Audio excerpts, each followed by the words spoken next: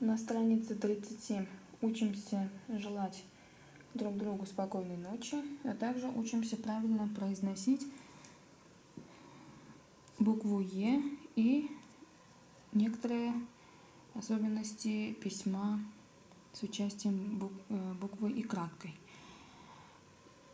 И краткой также, как в русском языке, читается и в татарском языке одинаково, но если И краткая идет в начале слова, после нее может быть либо О, либо только. Других вариантов быть не может. Даже если вам слышится, например, буква Ё, как в слове елка. Не надо писать букву Ё, нужно писать и краткую, и О в этом случае. Ё. Вот, надо это учитывать. Давайте сейчас рассмотрим примеры. Какие буквы здесь поставить? ЕГР. Слово мягкое, так как есть мягкая буква поэтому ставим Получится ЕГР, бегает. Йоклой. Есть И, она твердая, поэтому твердый вариант выбираем О. Йоклой. Спит. Юморка. И твердая, А твердая, поэтому тоже твердую О выбираем. Юморка. Юзе. Мягкое есть, поэтому мягкую выбираем. Получится юзе. Плавает. Юморка, яйцо. Е. Буква Е читается трояко в татарском языке.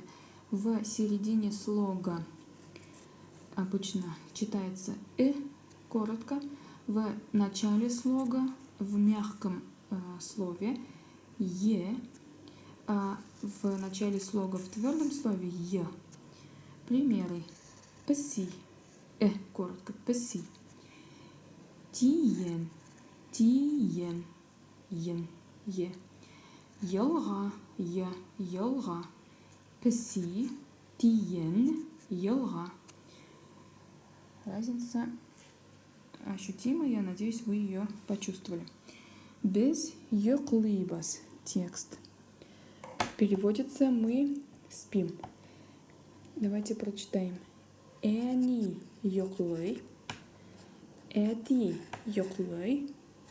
Беби йоклой. Минде йоклим. Мама спит, папа спит, малыш спит, я тоже сплю. И вот такая картинка. Давайте сейчас научимся пожелать спокойной ночи. Спокойной ночи в татарском языке будет тыныч йокы. Тыныч йокы эниге. Значит, спокойной ночи маме. Тыныч йокы этиге. Папе. Тыныч йокы уземе. Мне. Тыныч йокы куземе. Моим глазам. Спокойной ночи моим глазам. Шутливая форма пожеланий спокойной ночи.